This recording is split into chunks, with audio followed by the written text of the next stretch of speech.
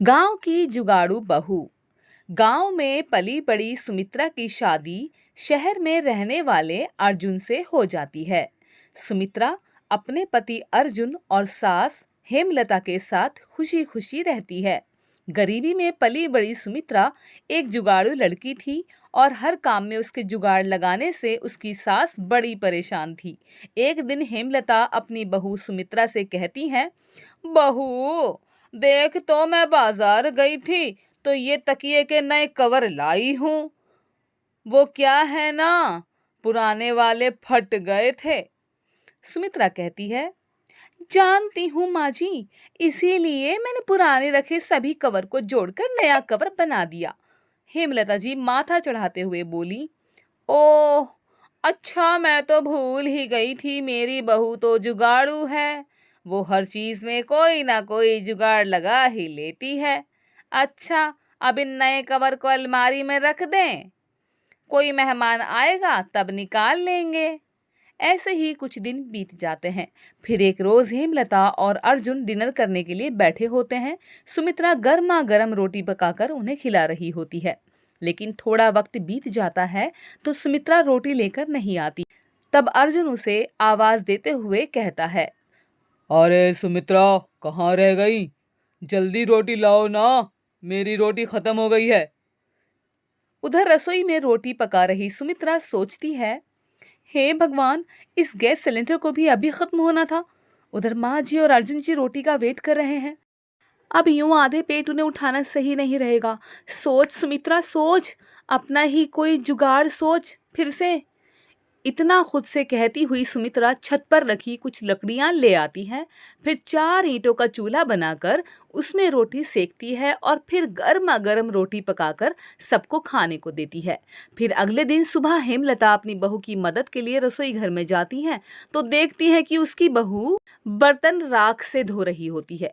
ये देखकर हेमलता जी कहने लगी, अरे बहू, ये क्या कर रही है तू? राख से बर्तन धो रही है? सुमित्रा बोली, हाँ माँ जी, अभी देखिएगा सारे बर्तन कैसे चमक जाएंगे। अरे हमारे गांव में तो साबुन कहाँ होता था, हम तो राख से ही बर्तन धोते थे। बर्तन में भी चमक आ जाती है, साथ ही साबुन के पैसे भी बच जाते हैं। हेमलता जी मुंह बनाते हुए बोली, हाँ हाँ वो सब तो ठीक है, पर एक बात बता तू, ये राख लाई कहाँ से? सुमित्रा ने बताया, अब क्या बताऊं मैं आपको माँ जी, कल रात को जब आप डिनर कर रहे थे तो सिलेंडर खत्म हो गया था और खाने के बीच से आपको उठाना मुझे सही नहीं लगा, इसीलिए मैं छत पर रखी लकड़ियां ले आई और 4 ईंट से चूल्हा बनाकर आप लोगों के लिए रोटियां सेक दी। हेमलता जी अचंभे से बोली, हे भगवान बहू, तुझे पता भी है लकड़ियां कितनी महंगी हैं? वो लकड़ियां तो मैंने लोहरी पर जलाने के लिए रखी थी और तूने उनसे चूल्हा जला दिया। सुमित्रा ने सास को समझाते हुए कहा, अरे माँ जी, खाना खाओगी तभी तो लोहरी देख पाओगी ना। हेमलता जी बोली, अरे मेरी जुगाड़ू बहू, घर पर एक और सिलेंडर भरा रखा था, तू उसे लगा लेती। सुमित्रा ने मुस्कुराकर कहा, माँ जी, आप तो जानती ही हैं मुझे सिलेंडर लगाना नहीं आता और खाने के बीच आप लोगों को उठाना जरूरी नहीं समझा। हेमलता जी भी कहने लगी, कह तो तू बिल्कुल सही रही है, मैं तो भूल ही गई थी कि मेरी बहू को तो सिर्फ जुगाड़ लगाना आता है, दिमाग चलाना तो उसे आता ही नहीं। ये कहकर हेमलता जी वहां से चली जाती हैं। फिर एक दिन अर्जुन को ऑफिस जाने के लिए देर हो रही होती है तो वो जल्दी में नाश्ता करता है। तभी पास में रखा पानी का गिलास उसके फोन पर गिर जाता है। अर्जुन एकदम बोला, ओ नो, ये क्या हो गया? सुमित्रा ने देखा तो वो भी आ गई और पूछने लगी, ये क्या हुआ अर्जुन जी? अर्जुन ने कहा, वो मेरे फ़ोन में पानी चला गया और अब ये 1 हफ्ते के लिए बंद हो जाएगा। मेरी तो मीटिंग थी, साथ ही मुझे अपने क्लाइंट्स को कॉल भी करना था। कुछ समझ नहीं आ रहा क्या करूं। सुमित्रा बोली, अर्जुन जी, आप चिंता मत कीजिए, मैं आपका फ़ोन 1 दिन में ठीक कर दूंगी, तब तक आप मेरा फ़ोन इस्तेमाल कर लीजिए। अर्जुन ने कहा, क्यों, तुम क्या 1 दिन में कोई जादू करने वाली हो क्या? अच्छा, मुझे देर हो रही है, फ़ोन दो, उसमें अपनी सिम लगा लेता हूँ। सुमित्रा अर्जुन को अपना फ़ोन दे देती है। अर्जुन के ऑफिस जाते ही सुमित्रा उसके फ़ोन को आटे के कनस्तर में डाल देती है। अगले दिन सुमित्रा अर्जुन को उसका फोन देती है तो वो जैसे ही फोन ऑन करता है तो वो पहले की तरह ही काम करना शुरू कर देता है। अर्जुन खुश हो जाता है और सुमित्रा से पूछता है, अरे वाह सुमित्रा, अब तुमने कौन सा जुगाड़ लगाया इसे ठीक करने में? सुमित्रा ने कहा, जी आपके फ़ोन में थोड़ा पानी चला गया था, इसीलिए मैंने इसे सुखा दिया आटे के कनस्तर में डालकर। इसी तरह ऐसे ही सुमित्रा हमेशा किसी न किसी तरह अपना जुगाड़ लगा ही देती थी और अपने घर वालों की मदद किया करती थी। ऐसे ही कई महीने बीत जाते हैं। फिर एक दिन हेमलता जी मच्छरों को भगाने के लिए कछुआ छाप का धुआं सारे घर में कर देती हैं, जिससे कि अर्जुन का गला बंद हो जाता है और वो कुछ बोल नहीं पाता। सुमित्रा कहती है, अर्जुन जी आज संडे है, बताइए तो आज आपके लिए खाने में क्या बनाऊं? अर्जुन कोई जवाब नहीं देता। सुमित्रा थोड़ा गुस्सा दिखाकर बोलती है, कब से पूछ रही हूँ, आप कुछ बोलते क्यों नहीं? इसके बाद अर्जुन उसे एक पेपर पर लिख कर देता है, घर में माँ ने कछुआ छाप जलाई थी, मुझे उससे बहुत एलर्जी है, जिस वजह से मेरी आवाज़ बंद हो गई है और अब इसे खुलने में 3 से 4 दिन लग जाएंगे। सुमित्रा चौंक जाती है और फिर बोलती है, क्या 3-4 दिन?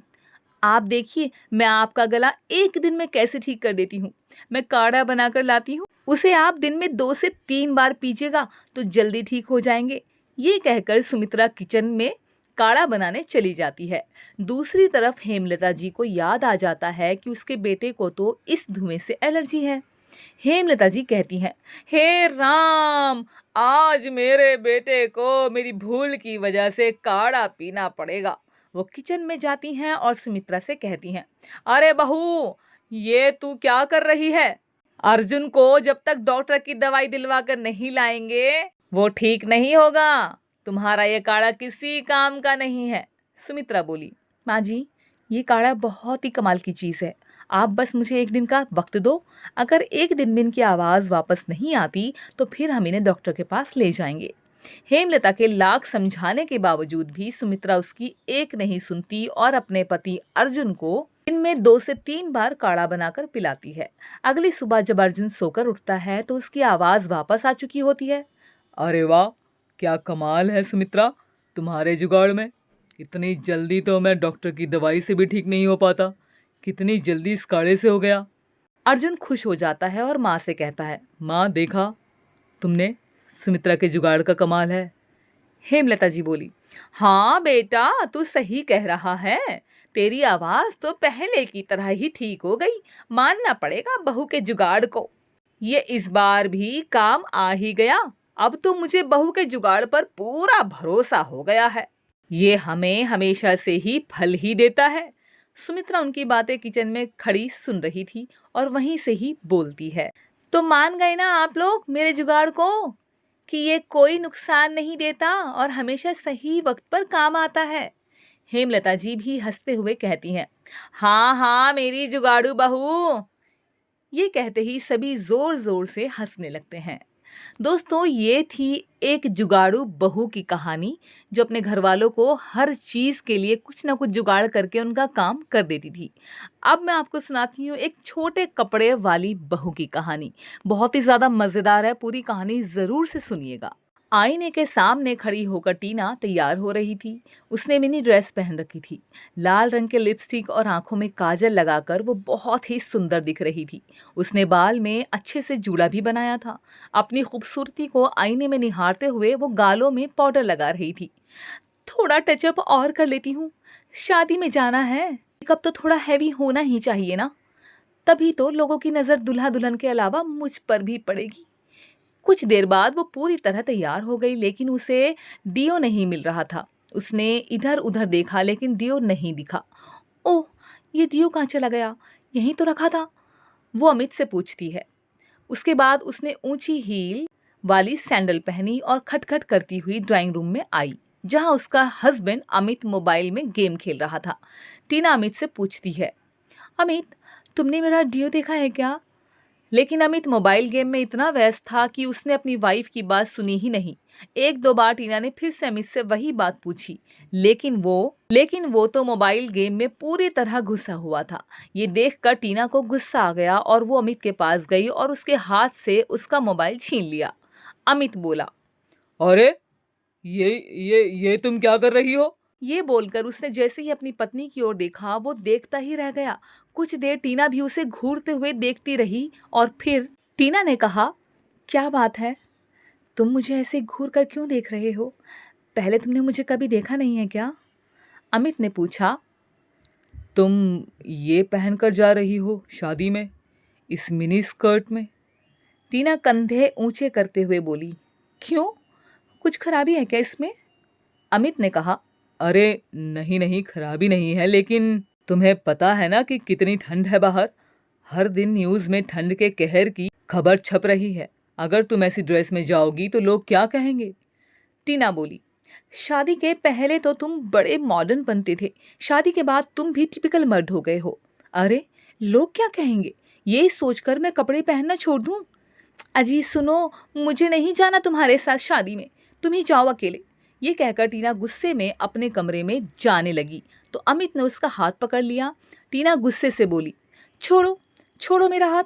सारे के सारे मर्द एक जैसे ही होते हैं। शादी के पहले उनका अलग चेहरा होता है और शादी के बाद तो उन्हें लगता है कि औरतें बस उनके इशारे पर चलती हैं। जो वो चाहें औरतें वही करें, जो चाहे पहने, जो चाहे खाएं, जहां वो चाहें औरतें जाएं। अरे आप लोग को पत्नी नहीं दासी चाहिए होती है, अमित ने कहा। टीना देखो, तुम बात को क्यों खींच रही हो? टीना कहने लगी, मैं खींच रही हूँ, लो कर लो बात। शादी में मैं क्या पहनूं क्या ना पहनूं ये आप डिसाइड करेंगे, अमित टीना से बोलने लगा। अरे मैं ये कह रहा हूँ कि तुम्हारे कपड़े डिसाइड करूँगा। तुम्हें जो पहनना है पहनो, लेकिन तुम देख रही हो ना कितनी सर्दी है। अगर इन छोटे कपड़ों में तुम बाहर जाओगी तो बीमार होने का डर है टीना। टीना चौंक कर कहती है, बीमार? बीमार तो बहाना है अमित, तुम खुद नहीं चाहते कि मैं तुम्हारे साथ शादी में ऐसे कपड़ों में जाऊं। अमित टीना को समझाते हुए कहता है। नहीं टीना, ऐसा बिल्कुल नहीं है। तुम्हारा अगर मिनी ड्रेस में ही शादी अटेंड करने का मन है तो नो प्रॉब्लम। अमित बात ज्यादा बढ़ाना नहीं चाहता था क्योंकि उसे पता था कि टीना उसकी सुनेगी नहीं। टीना मिनी ड्रेस में ही शादी में पहुंच गई। वहां सभी की नजर उसी पर टिक गई। सभी उसे घूर घूर कर देख रहे थे। अमित को थोड़ा अजीब महसूस हो रहा था, लेकिन टीना तो बहुत खुश थी। टीना इतराते हुए अमित से कहती है, देख रहे हो, सभी मुझे कैसे घूर घूर कर देख रहे हैं। लगता है मैं कुछ ज्यादा ही ब्यूटीफुल लग रही हूँ। और एक तुम थे जिसने घर पर कितनी नौटंकी की इन कपड़ों को लेकर। अमित ने टीना की बातों का कोई जवाब नहीं दिया। उधर अमित के सामने तो नहीं, लेकिन उसकी पीठ पीछे सभी टीना के कपड़ों को लेकर बातें बना रहे थे। शर्मा जी बोले, अरे यार, अमित की वाइफ को क्या हो गया? वर्मा, देख रहे हो कैसी ड्रेस पहन के आई है? वर्मा जी ने भी कहा। अच्छी तो है ड्रेस शर्मा जी। शर्मा जी बोले, अरे ड्रेस तो अच्छी है, लेकिन इतनी सर्दी में कौन ऐसी ड्रेस पहनता है भाई? गजब हाल है भाई, गजब हाल है। वर्मा जी ने कहा, अरे जिसने ऐसे कपड़े पहने हैं उसे सर्दी नहीं लग रही, तो तुम क्यों अपना खून जला रहे हो? चलो अब पेट पूजा का समय हो गया है। सुना है शादी में 5 स्टार होटल के शेफ बुलाए गए हैं। खाना खाते वक्त भी सभी की नजर टीना पर ही थी, लेकिन टीना को लग रहा था कि सभी उसकी खूबसूरती को निहार रहे हैं। टीना अमित से फिर से वही बात बोलती है, सभी लोग मुझे घूर रहे हैं और एक तुम हो कि खाने पर टूट पड़े हो, एक सेल्फी तो ले लो। अमित बोला, ओह हाँ, सेल्फी। हाँ हाँ, रुको मैं हाथ धोकर आता हूँ। अमित ने हाथ धोकर सेल्फी ली। जैसे जैसे रात बढ़ रही थी, सर्दी और भी ज्यादा बढ़ रही थी। सभी लोगों ने तो गर्म कपड़े पहन रखे थे, तो उन्हें कुछ खास फर्क नहीं पड़ रहा था, लेकिन टीना की हालत अब थोड़ी खराब हो रही थी। टीना अमित से कांपते हुए बोली, अमित बहुत ठंड लग रही है, अब घर चलें? अमित ने कहा, घर? शादी देखने नहीं क्या तुम्हें? टीना ने कहा, नहीं अमित, इतनी पेशेंस नहीं है मुझ में अमित। और टीना अपनी कार से घर वापस लौट आई। अगले दिन टीना ने अमित को कांपते हुए जगाया, अमित, अमित उठो ना अमित। अमित बोला, क्या हुआ टीना, तुम इस तरह कांप क्यों रही हो? अमित ने टीना के सिर पर हाथ रखा तो वो तवे की तरह गर्म था। अमित ने कहा, तुम्हें तो तेज बुखार है। अमित ने अपनी बात भी खत्म नहीं की थी कि टीना ने कहा, अमित अमित उल्टी आ रही है मुझे, वॉशरूम ले चलो मुझे। टीना को लगातार उल्टी तो हो ही रही थी, उसे दस्त भी लग गए थे। टीना ने बताया, अमित मुझे बहुत वीकनेस लग रही है, बहुत ही ज़्यादा। ये कहकर टीना ज़मीन पर गिर पड़ी। उसे सांस लेने में भी अब दिक्कत हो रही थी। अमित ने टीना को हिलाते हुए पूछा, टीना, टीना, क्या हुआ तुम्हें? आंखें खोलो अपनी। टीना का शरीर ठंडा होता जा रहा था। उसकी हालत देखकर अमित बहुत डर गया और उसी समय उसे अपनी पीठ पर लाद कर नीचे ले गया और फिर कार से हॉस्पिटल। डॉक्टरों ने टीना का चेकअप किया। डॉक्टर बोले, उन्हें इमीडिएट एडमिट करिए, इनकी हालत बिल्कुल ठीक नहीं है। टीना को आईसीयू में एडमिट किया गया। उसे ऑक्सीजन सपोर्ट पर रखा गया क्योंकि वो ठीक से सांस नहीं ले पा रही थी। पूरी रात वो उसी तरह अस्पताल में रही। अगले दिन अर्जुन ने डॉक्टर से पूछा, डॉक्टर साहब, आखिर आप लोग कुछ बोलते क्यों नहीं? अच्छी भली तो थी मेरी बीवी, अचानक से उसे ऑक्सीजन सपोर्ट पर क्यों रखा है आपने? कोई चिंता की बात है क्या? डॉक्टर ने कहा, हाँ, चिंता की बात तो है। उनका चेस्ट पूरी तरह से जाम हो गया है, सीवियर निमोनिया हो गया है। उन्हें भयानक ठंड लगी है। हम दवाई से डस्ट क्लियर करने की कोशिश कर रहे हैं। अगर उससे हो गया तो ठीक, नहीं तो हमें किसी और तरीके से चेस्ट का कफ निकालना होगा। जब तक चेस्ट क्लियर नहीं होगा तो वो ठीक से सांस नहीं ले पाएंगी। डॉक्टर की बात को सुनकर अमित का चेहरा पीला पड़ गया। उसे कल रात की सारी बात याद आ गई। अमित अपने मन में बोलता है, मैंने कितना मना किया था उसे, लेकिन उसने मेरी बात नहीं मानी। ईश्वर, टीना को ठीक कर दो। पूरी रात अमित टीना के लिए भगवान से प्रार्थना करता रहा, लेकिन अगले 2 दिन तक टीना की तबीयत में कोई सुधार नहीं आया। और तीसरे दिन की बात है, रात का समय था। अमित अस्पताल के बाहर बैठा हुआ था, उसे नींद आ रही थी। तभी एक डॉक्टर उसके पास आई और उन्होंने कहा, आई एम सॉरी, हम आपकी पत्नी को नहीं बचा सके। डॉक्टर की ये बात सुनकर अमित की आंखों के आगे अंधेरा छा गया।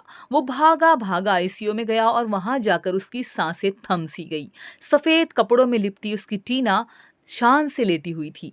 अमित रोया, चिल्लाया, टीना, टीना, तुम मुझे ऐसा छोड़कर नहीं जा सकती, नहीं जा सकती। कैसे जीऊंगा मैं तेरे बिना, कैसे? प्लीज टीना, उठ जाओ मेरे खातिर। प्लीज, प्लीज, प्लीज उठ जाओ। मुझे इस तरह के सफर में अकेला छोड़कर मत जाओ। डॉक्टर साहब बोले, आप इस तरह से चिल्ला क्यों रहे हैं? अमित ने जवाब दिया, डॉक्टर साहब, मेरी पत्नी मर गई। डॉक्टर शौक से बोले, ये आप क्या कह रहे हैं? आपकी पत्नी अब खतरे से बाहर है, यही कहने तो मैं आया हूँ। आप उनसे मिल सकते हैं। अमित को अपने कानों पर विश्वास नहीं हो रहा था। अमित अपने मन में बड़बड़ाया, इसका मतलब वो जो देख रहा था वो सब सपना था? हे भगवान, कितना बुरा सपना था वो। वो भागकर आईसीयू में गया। टीना अब होश में आ चुकी थी। उसने जैसे ही अमित को देखा वो जोर जोर से रोने लगी और बोली, हाँ, I am sorry Amit, I am sorry. मैंने अपनी गलती के कारण तुम्हें बहुत परेशान किया, सॉरी। अब मैं कभी छोटे कपड़े नहीं पहनूंगी। अमित ने कहा, नहीं टीना, कपड़ों में बुराई नहीं है, बस हर कपड़े का एक समय होता है। अब स्विमिंग पूल में हम लुंगी पहनकर रहेंगे तो कितने फनी लगेंगे, क्यों, है ना? अमित की बातों को सुनकर टीना ने उसे मुस्कुराते हुए गले लगा लिया और कहने लगी, I love you Amit, I love you. दोस्तों, आपने दोनों कहानियां सुनी। पहली कहानी में जो महिला थी वो कितनी जुगाड़ू थी, कितनी समझदार थी। दूसरी कहानी में जो महिला थी टीना, वो कितनी बेवकूफ़ थी कि सर्दी में भी शॉर्ट ड्रेसेस पहनकर बीमार हो गई। आप इससे समझ सकते हैं कि कुछ लोग कितने समझदार होते हैं और कुछ लोग समझदार होते हुए भी बेवकूफ़ी कर बैठते हैं। उम्मीद करूंगी कि कहानी आपको पसंद आएगी। आप इसे लाइक करेंगे, चैनल को सब्सक्राइब जरूर कीजिएगा। एक और अच्छी सी कहानी के साथ आपसे मुलाकात होती है। तब तक के लिए धन्यवाद दोस्तों।